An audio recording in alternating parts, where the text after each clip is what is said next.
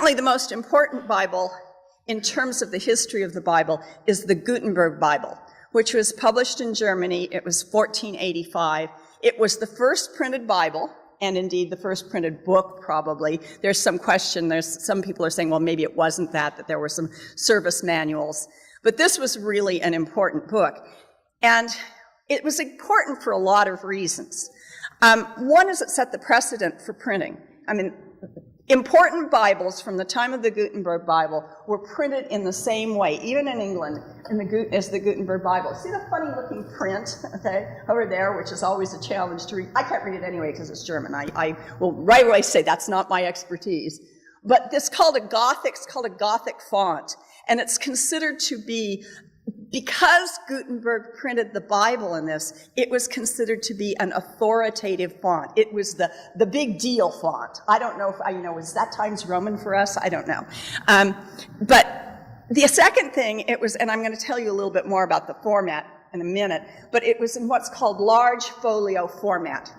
And at the time that Gutenberg, and he's early on, of course, they had started shifting to paper. They were using paper for other things, but all paper came in basically the same size.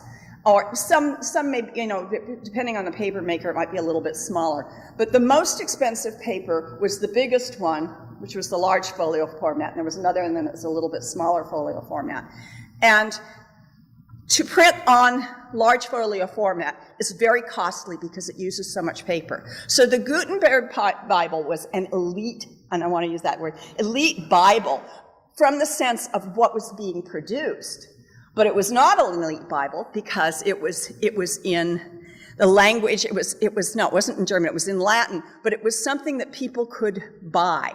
And what you're saying, all of a sudden, it's not in the hands of the monastery, it's not in the hands of the church, but because it's printed, it can be disseminated. It takes, somebody's figured this out, you can print a sheet, and I'll tell you about the printing in just a second. You can print a sheet for a large folio format, set type on it, print it, dry it, turn it over, print the other side in 2 days, and you can print 1,000 sheets at a time in 2 days. So, so it's going to take a long time for a long book. But what this is compared to how long it would take a manuscript copyist to copy out a page, and it would be only one page. So this is a phenomenal shift.